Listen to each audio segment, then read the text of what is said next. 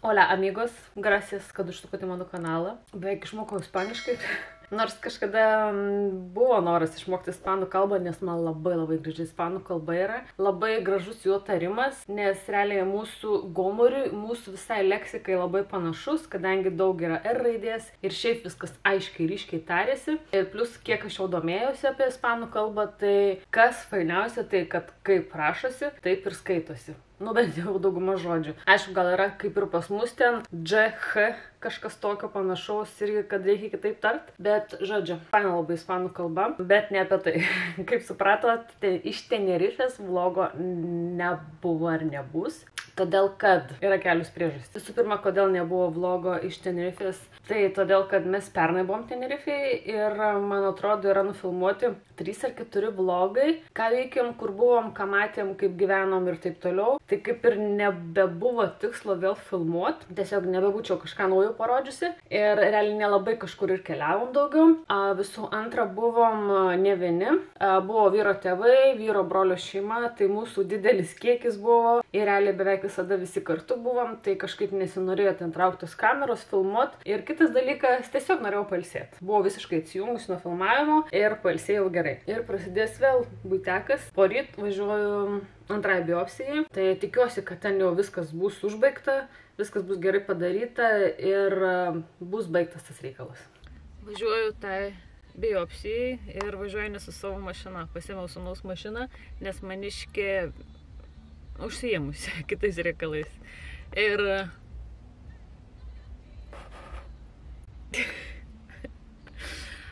biškai jaučiuosi keistai. Tai manau, kad reikės nusiimti. Nu va, aš jau po visko. Šiandien 3 ėmė mėginius, kas sako, nebereikėtų atvažiuoti dar kartą. Nu, bet tikiuosi, kad tai jau paskutinis kartas, nes jau tikrai nesąmonė kažkokia, nežinau, kada baigsis. Jau beveik pusę metų, kai aš čia su tom visom reikalais, tais visais reikalais savo vargstu. Nu, koks vargas? Nu, tiesiog nesibaigė ir viskas. Šį kartą mačiau, kaip tą adatą įdūrė. Per teliką mačiau. Ir vien žodžiu, kai šauna tas garsas, ten į tą pačią fibroadenomą, taip tokia įlenda ir tada ją ištraukia. Nu, bet nieko neskaudėjo, vėl viskas ok, žiūrėsim kaip šį kartą. Tikiuosi irgi neskaudės, kai baigsis visi anestetikai. Truputį apsitvarkiau balkoną. Šiaip nebuvo planas susitvarkyti, galvojau gal šiek tiek augalus kažkaip sutvarkyti, nes šitas buvo vazonė. Norėjau persodinti šitą vazoną. Ir susitvarkiau tiesiog viską. Išsivaliau viską po žiemos. Skėtis. Čia dar nieko nesodinau. Reikia palauk, kol bus daugiau gražesnių dienų, nes vėl nežinau su tais orais kaip būna. Tai dar čia nieko nesodinau. Bet šitos, pavyzdžiui, hortenzijos, šita jau 3 metai, o šita, man atrodo, vyras pavasarį nupirko man ją, kambarį auginau. Jau tokia nupezų, nuvyto, galvoju, mesi lauk, bet galvoju, nukirpsiu šitas viršūnės to žiedus ir va, sau leidžia naujus, tikiuosi pražys. Šita pernai tai žydėjo, beje, pas mus šiandien chaosas kieme. Nu, kaip kieme? Nu, žinot, mes gyvenam ant gatvės, kaip sakyti. Kaip ir pernai, taip ir šiemet šitoj vietoje, čia yra nuomojamas patalpos ir taip, kaip ir pernai, taip ir šiemet yra išpardavimas. Dar nejom. Tai galvojau eiti, bet nežinau, nebent eit grinai iš ryto, čia tik 4 dienom, nebent iš ryto, kai viskas yra sutvarkyta, nes šį rytą, kai pamačiau, ten per langus matosi jau bordakas bele koks yra, ten tiek priversta visko, nu žmonės žiauriai nemoka rinktis rūbų, neprižiūri, tiesiog viską išverčia, išknisa, kaip pasakyti, ir tiek. Nu, va, ką tik išsivaliau šaldytuvą. Švarus, tvarkingas, aišku, toks pustuštis. Nors nebuvo pilnas, bet dabar dar biški pamažėjo, tai reikės įti iki parduotuvės, ką nors apsipirks. Kadangi tvarkiau tajos rūbus, nu jau labai daug išaugo, važiavau nupirkti papildymą, nes kažką reikia apsirengti. Ir aišku, čia nenauji, pirkau iš tos padėvėtos vaikų parduotuvės, kur nekartą esu buvusi. Tai va, šiek tiek radau rūbelių. Kelnes jam yra svarbiausia, nes jo leškutės tokios yra storesnės, tai žodžiu, kaip vikšriukas jisai. Reikia toks, kad būtų platesnis kelnes. Po to naktiniukų reikėjo miegojimui ir porą bodžių dar paėmiau ir tokias striukytės viena Hamel. Jinai šiek tiek biškai tokia storesnė vandeniui atspari ir tokia plonytė irgi vandeniui atspari. Tai nedaug išleidau, dar kažkam čia buvo 50%, man atrodo. Jo, kažkam buvo 5 procentų. Nu, tai 300 kronų, tai čia 40 gal eurų, kažkas panašaus. Tai va, tokių rūbelių šitiek atsinaujinti, kelnes. Aišku, aš nieko nematavau. Ėmiau ir viskas, va, tokius po namus. Čia nežinau tokius. Nu, va, sakau, visai neblogas apsipirkimas buvo šiandien.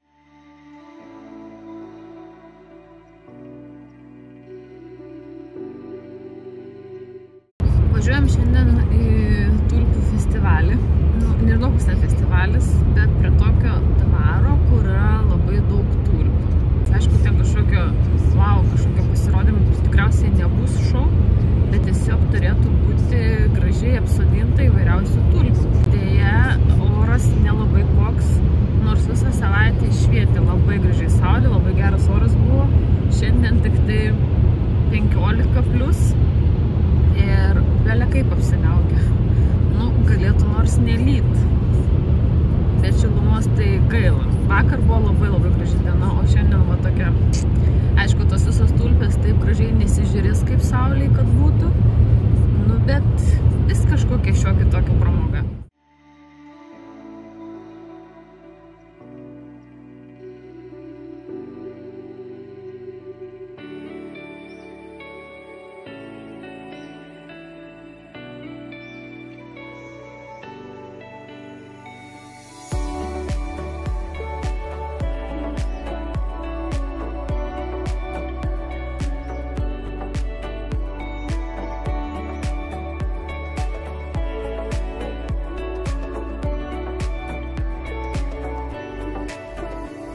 Taigi, už 22 eurus vienam žmogui tiek kainuoja įėjimas šitam festivalyje tulpių.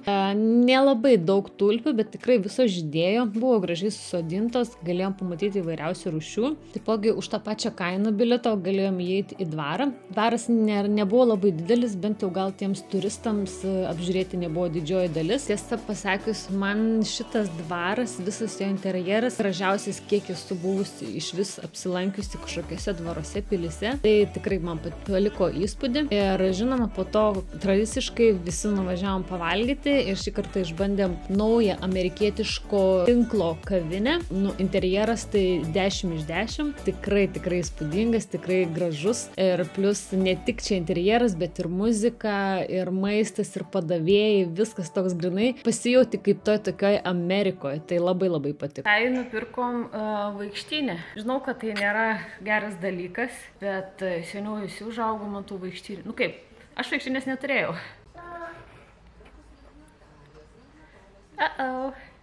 Labas. Žodžiu, važinėjasi po namus, jisai dabar turi ką veikti. Tai ką, žinau, kad tos vaikštynės nėra gerai, gali ir kojytės iškrypti ir ta visa laikysena ir taip toliau. Aišku, nelaikau šio visą dieną.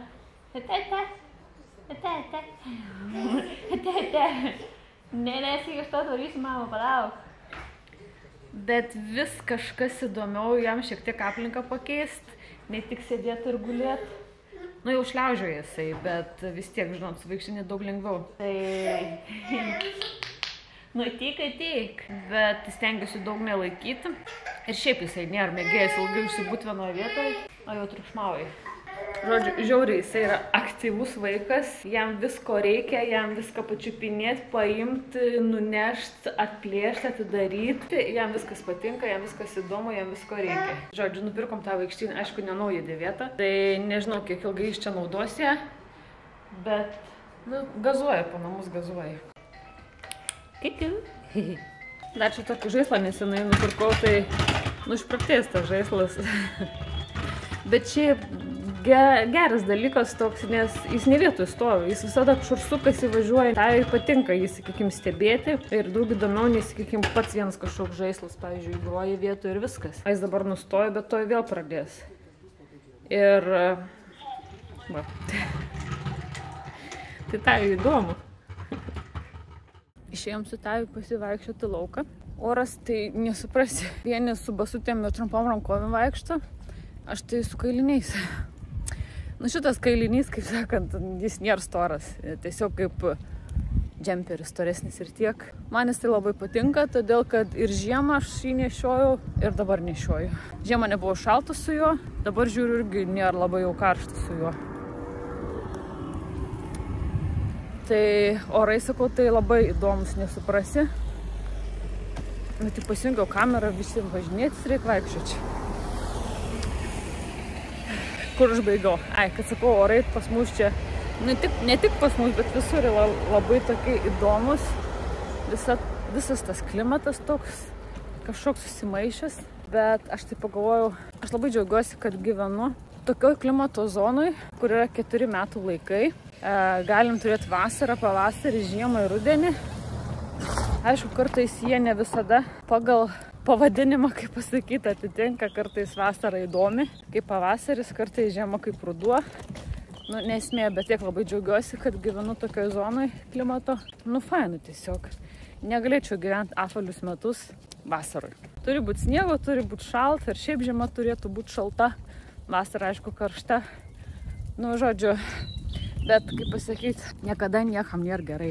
Tai per karšta, tai per šalta, tai per daug lietaus, tai lietaus nėra. Niekada neįtiks tie orai visiems, bet vis tiek faina.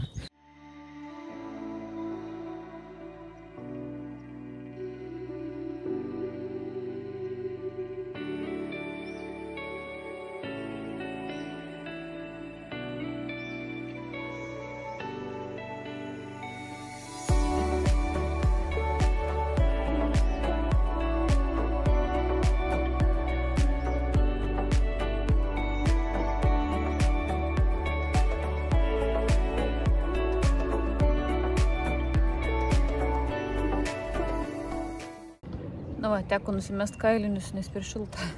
Ir galvoju, kol Tajus miega, prisėdam čia sauleliai pasišildyt. Tai galvoju, pasakysiu, kad prieš kelias dienas turėjau skambutį iš ligoninės, kur dariausi antrą kartą biopsiją. Tai, žodžiu, viskas tvarkoja, viskas okei. Jau normaliai paėmė ir, žodžiu, ta fibroadenoma jokių pakeitimų nerodo, jokių ląstelių pakeitimų nėra, jokio, sakykime, kažkokio įtarimo ar kažką blogo nieko nerado. Šalinti nešalins, nes jie, kaip sakė, nelabai praktikuoja su šalinimais, jeigu yra viskas ok. Aišku, jeigu didėja, jeigu skauda, jeigu trukdo, tada viskas ok gali pašalinti. Bet Danijoje, sakė gydytoja, nelabai tokia praktika užsiminė, kaip praktika.